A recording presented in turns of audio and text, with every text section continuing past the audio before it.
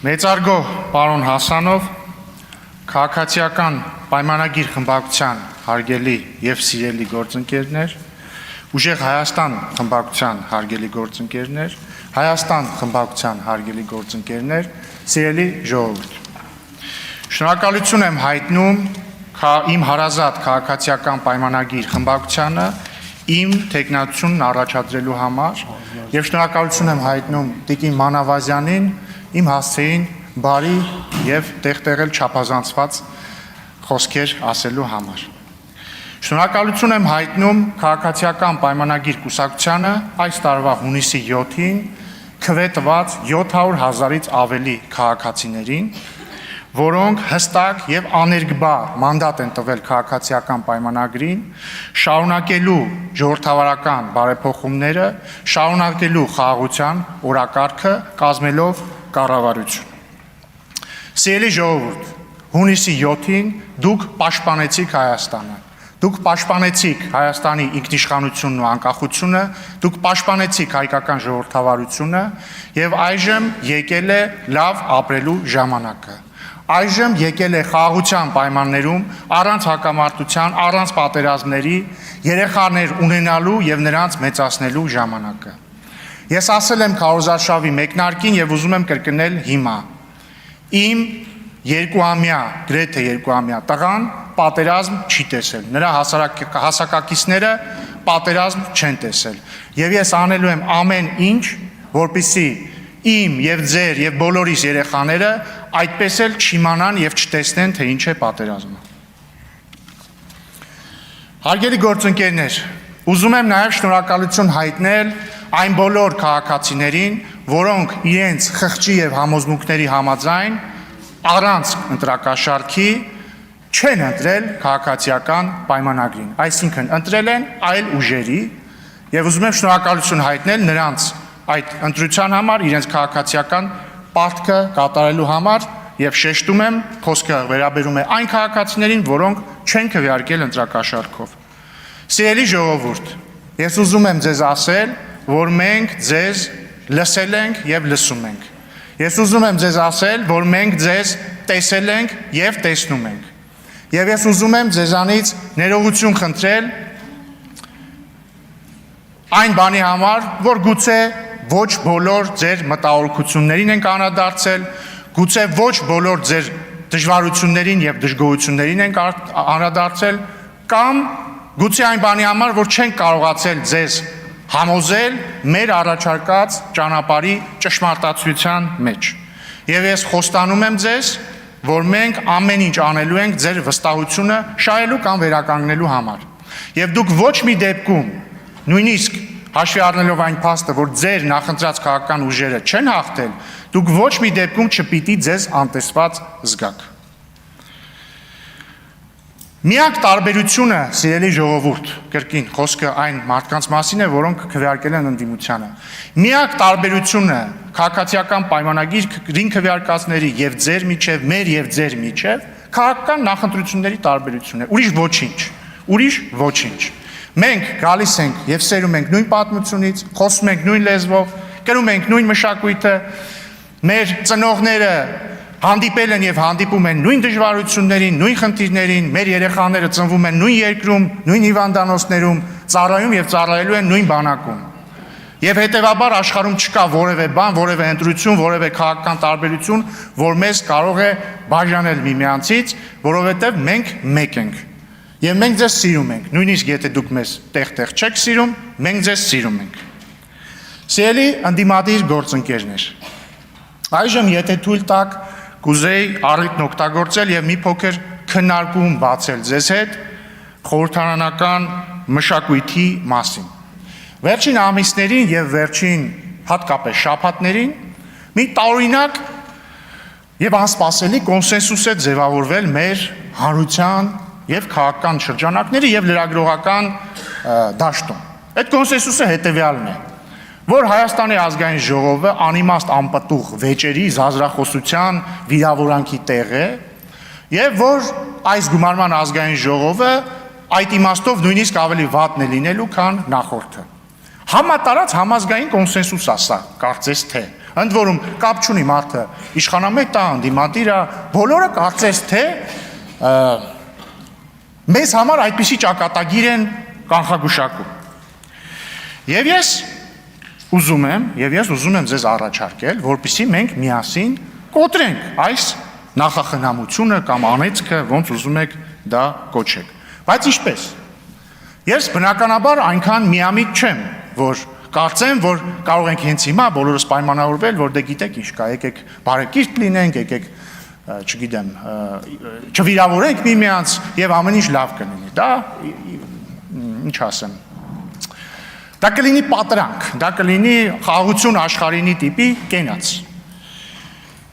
Ես ինչ եմ առաջարկում։ Ես առաջարկում եմ հասկանալ պատճառը, լավ, ինչու է Հայաստանի խորհրդարանում վերջին տարիներին ձևավորվել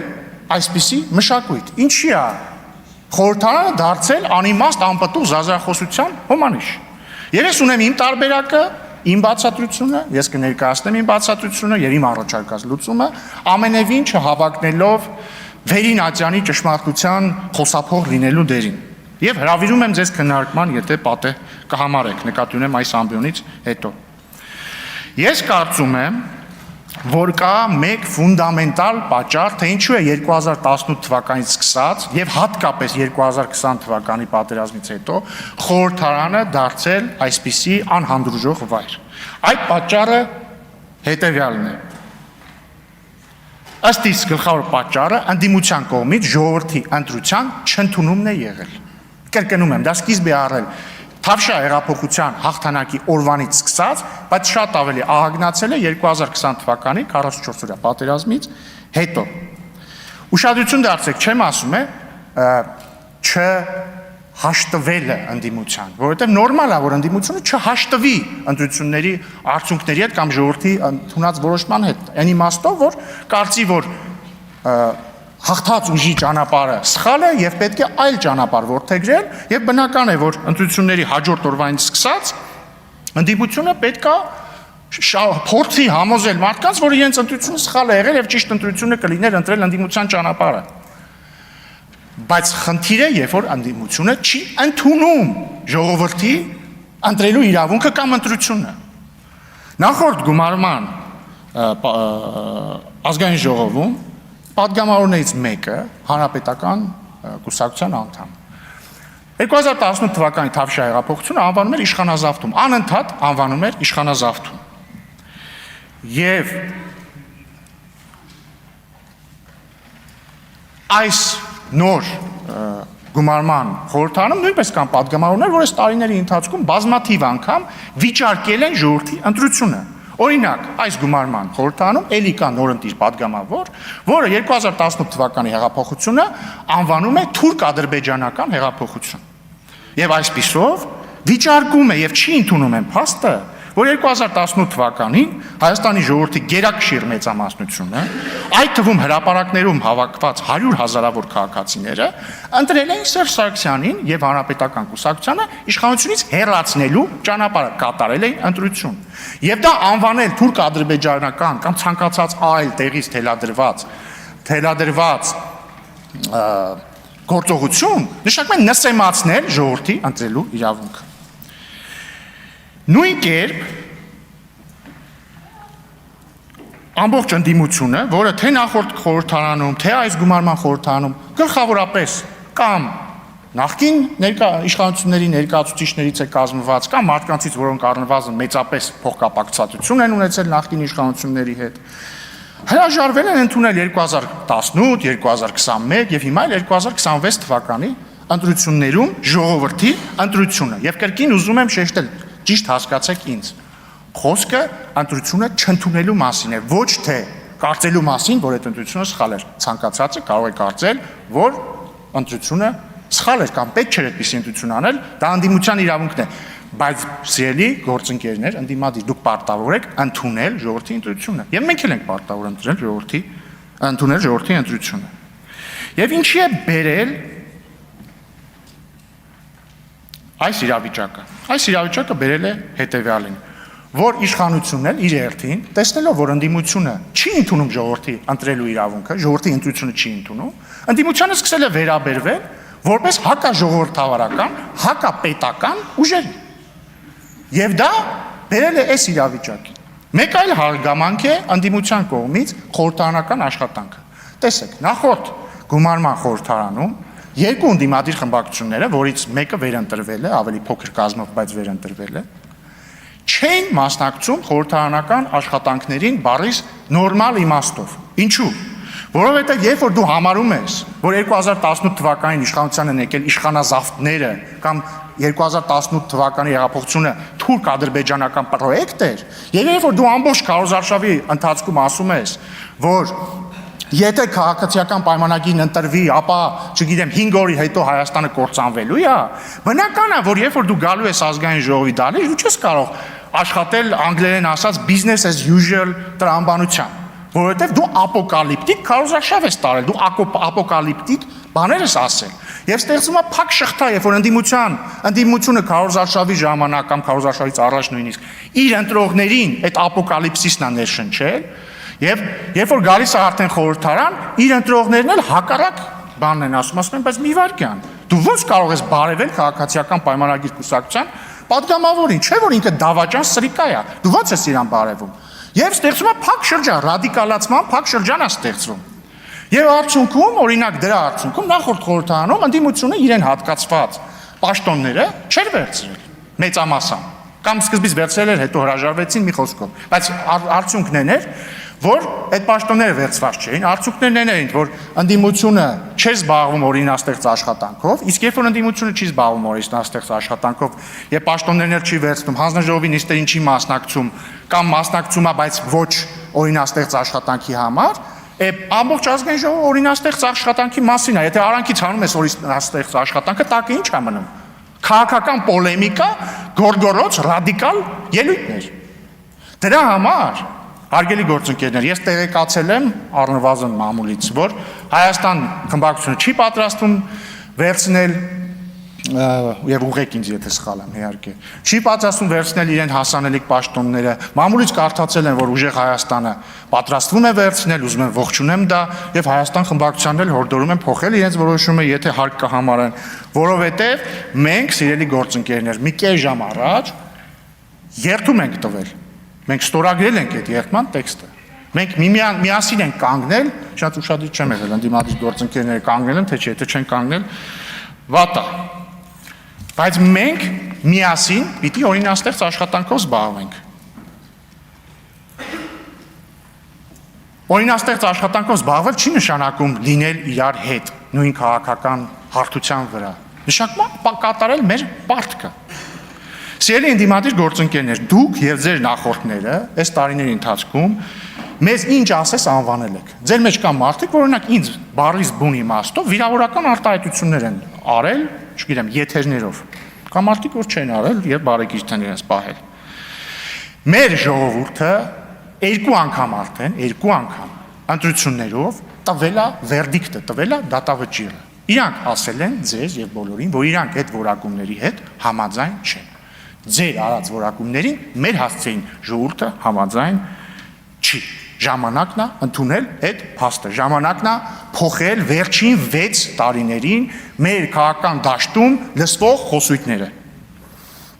Իմ ելույթը, սիրելի գործընկերներ, առաջինն է, այսինքն առաջին ըստ էության քաղաքական ելույթն է այս գումարման ազգային ժողովում։ Ես առաջարկում եմ այս խորհրդարանը դարձնել սուր, բայց բարեկիրթ, մարդկային պարկեշտության սահմանները չհատող քննարկումների տեղ։ Սա իմ առաջարկն է։ Այո, մենք տարբեր կարծիքներ ունենք գրեթե ամեն ինչի մասին, բայց մենք կարող ենք մի պարզ բանի շուրջ կոնսենսուսի գալ։ Մենք ընտրում ենք պարզ մարդկային բարեկիրթությունը եւ պարկեշտությունը միմյանց հետ այս դահլիճում փոխհարաբերվելիս, վերջ։ Հարգելի պարոն Կարապետյան, հարգելի Տիկին Գրիգորյան, շնորհավորում եմ ձեզ համապատասխանաբար ուժեղ Հայաստան եւ Հայաստան խմբակցությունների ղեկավարներ ընտրվելու կապակցությամբ։ Ես բնականաբար միամիտ չեմ եւ չեմ ակնկալում, որ ձեր խմբակցությունների падգամավորները քվեարկելու են ինձ որպես ազգային ժողովի նախագահ։ Չնայած մարդ է Տիկին Գրիգորյան, կարող է դուք քվեարկել։ Բայց չեմ ակնկալում։ Ես առաջարկում եմ եւ ընդհանրապես ես համարում եմ այսօրը ես համարում եմ զրոյական կետ իմ եւ ձեր հարաբերություններում եւ ընդհանրապես զրոյական կետ խորհրդարանական հարաբերություններում։ Ես առաջարկում եմ իմ նոր մատնանշած մոդելը ընդունել որպես մեր միջև կոնսենսուս։ Բարեկիրթ, սուր, չգիտեմ, շատ սուր, բայց բարեկիրթ բանավեճ միմյանց միջև եւ կառուցողական խորհրդարանական աշխատանք, որովհետեւ մեզ Ժողովուրդ ջան, այստեղ չեն ուղարկել իրար հետ անընդհատ միայն քաղաքական պոլեմիկա բանեցնելու համար։ Դա էլ է մաս, բայց մենակ դա չի, չէ՞, մենք մարդկանց համար մարդկանց կյանքը, մարդկանց խնդիրները լուծելու համար ենք այստեղ, եւ մենք, եթե մենք չենք զբաղվում դրանով, մեր աշխատանքը դառնում է ֆարս։ Եվ եթե դուք ընդունում եք իմ առաջարկը, ես ձեզ երաշխավորում եմ եւ կարծում եմ Տիկին Մանավազյանը նույնպես երաշխավորում է, որ քաղաքացիական պայմանագիր խմբակցության կողմից կլինի համապատասխան վերաբերմունք։ Եթե դուք չեք ընդունում իմ առաջարկը եւ այլ առաջարկներ ունեք կամ կարծում եք, որ պետք է շարունակել գործել արդեն վաղուց հնացած, բազմիցս ծեծված ու տրորված ճանապարհով, ապա քաղաքացիական պայմանագիրը առավել քան պատրաստ է դրան բառիս ամենակոշտ իմաստներով։ Ելույթս ուզում եմ ավարտել իմ անսահման շնորհակալությամբ բոլոր այն մարդկանց, որոնք ընկել են, որպեսզի այսօր Հայաստանի Հանրապետությունը գոյություն ունենա, ընկել են, որպեսզի մենք հնարավորություն ունենանք անկախ Հայաստանի ազգային ժողովում առաջին նիստ գումարել։ Փառք նահատակներին եւ կեցե Հայաստանի Հանրապետություն։